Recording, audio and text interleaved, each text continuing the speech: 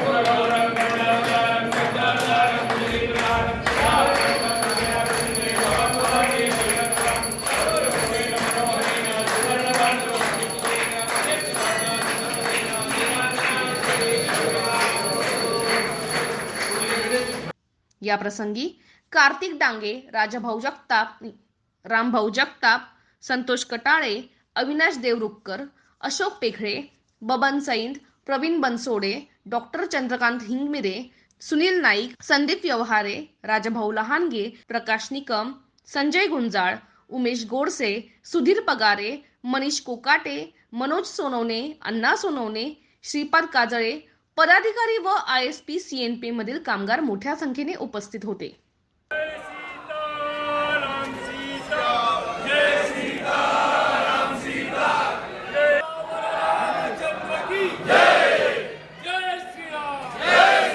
आज संपूर्ण भारतामध्ये त्या ठिकाणी मर्यादा पुरुषोत्तम प्रभू श्री रामचंद्रजी यांचा प्राणप्रतिष्ठा सोहळा अयोध्येमध्ये आयोजित केलेला आहे। प्रत्येकाला अयोध्येला जाणं शक्य होणार नाही आणि त्यामुळं आपल्या आपल्या परिसरामध्ये प्रत्येकाने कार्यक्रम त्या ठिकाणी ठेवलेले आहे। नाशिक जिल्हा हा प्रभू रामचंद्राच्या पदस्पर्शाने पावन झालेला जिल्हा म्हणून आपण सर्वजणांना माहिती आहे। आज आम्ही India security press, currency note press, मजदूर संघाच्या वतीनं व सर्व कामगार बांधवांच्या वतीनं नाशिक येथील काळाराम मंदिरामध्ये सकाळी 7:30 वाजता आरती त्या ठिकाणी केलेली आहे। अतिशय उत्साहाचं वातावरण संपूर्ण जिल्ह्यामध्ये, संपूर्ण महाराष्ट्रामध्ये आणि भारतामध्ये त्या ठिकाणी आहे।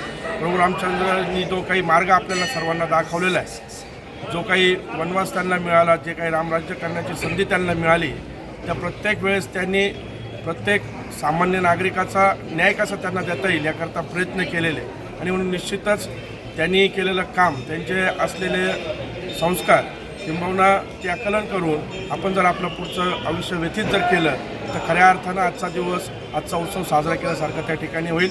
मी आपल्या माध्यमातून परत एकदा नाशिक जिल्ह्यातील सर्व नागरिकांना या ठिकाणी या प्राणप्रतिष्ठा सोहळ्याच्या खूप खूप शुभेच्छा देतो। जय श्रीराम।